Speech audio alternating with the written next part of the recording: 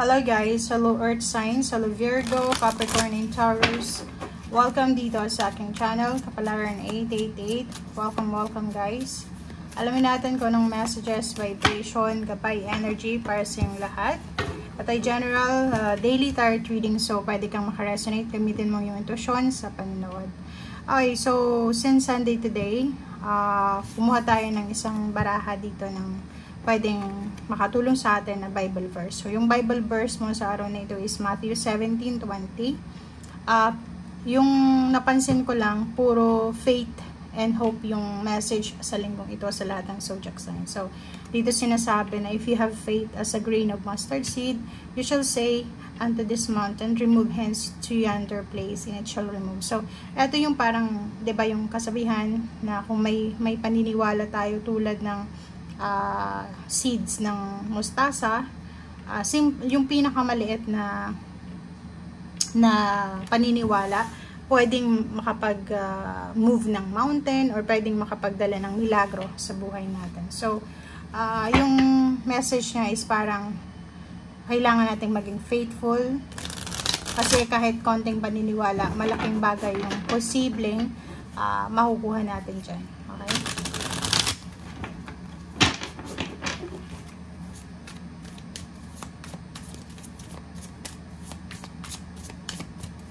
Okay, Earth signs, Virgo, Capricorn, Taurus.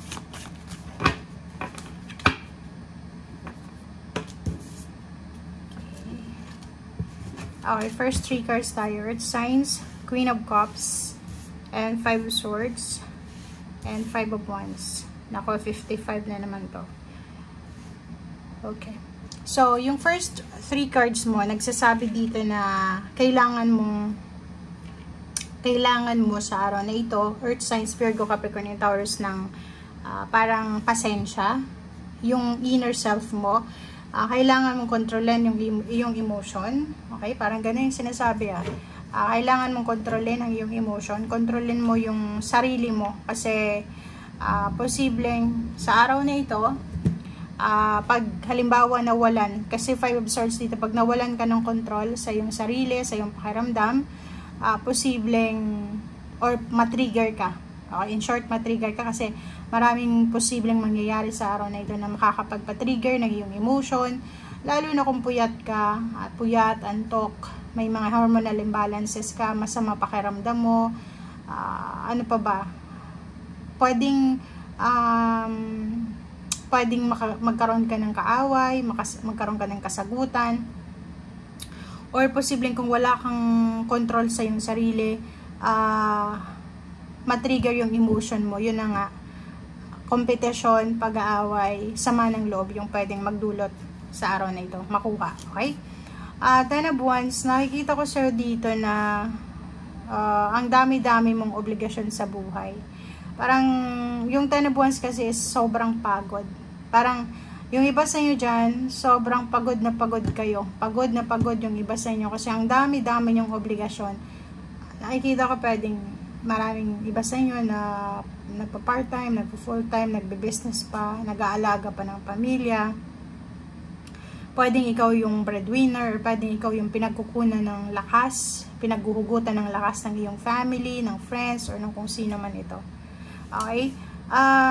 Yung iba sa inyo dyan, posibleng dahil sa sobrang pagod, dahil sa sobrang sama ng pakiramdam siguro, makakapag-isip kayo ng mga options. Parang yung iba, maiisip nyo na kailangan kong umalis dito sa lugar na to or sa sitwasyon na to, or kailangan kong baguhin yung mindset ko or yung situation or yung routine ko or ganito.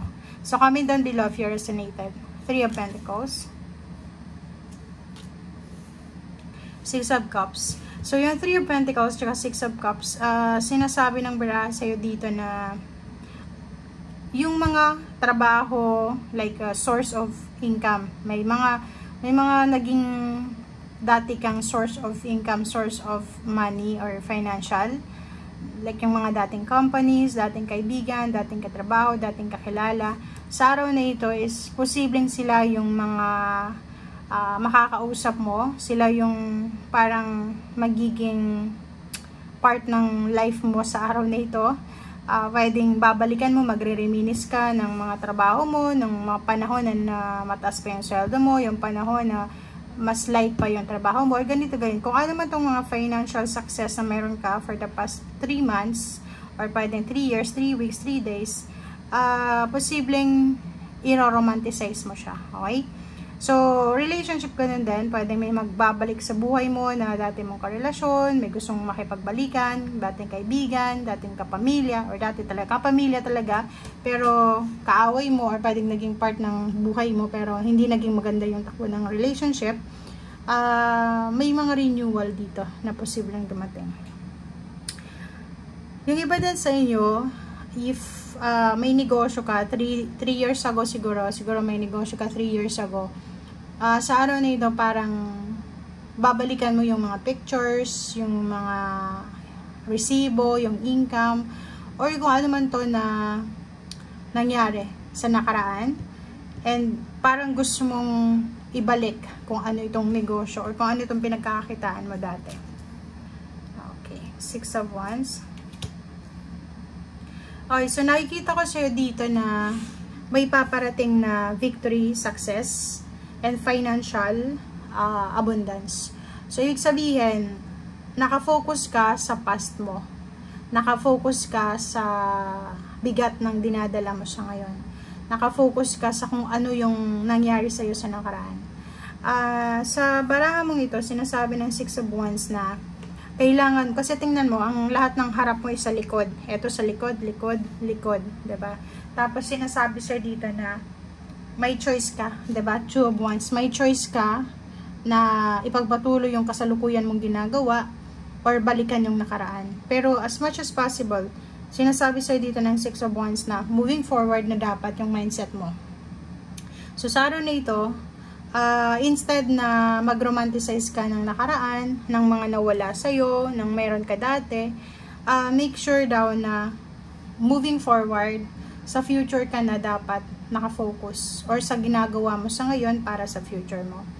Kasi kung kakalimutan mo daw yung nakaraan or mag-move forward ka na sa kasalukuyan and then sa future, malaking bagay yun para sa'yo kasi makukuha mo yung victory and success na pinapangarap mo, yung money na gusto mong hawakan, maipon, ganyan, ganito.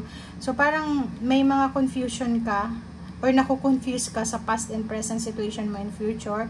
Pero, ang sinasabi sa'yo ng mga cards mo na kailangan, kalimutan mo na yung nakaraan. Mag-move on ka na. Kailangan mo nang i-welcome itong nangyayari sa buhay mo. Kasi, the more na nag-cling ka sa nakaraan, the more na hindi mo ma-appreciate yung kasalukuyan, and then hindi mo ma-appreciate din yung mga blessings na dumarating sa'yo. Diba? Kailangan mo na. 10 of Swords is moving on. Closure. So, past is past. Pero kung gusto mong balikan yung past, nasa iyo yan. Kung saan ka masaya, kasi closure to eh, 'di ba? So hindi matatapos yung pagro-romanticize mo ng past mo if hindi mo kino-close. So kailangan mo ng positive endings para makapag-jump ka sa new beginnings. Okay? Thank you guys and see you again. Bye!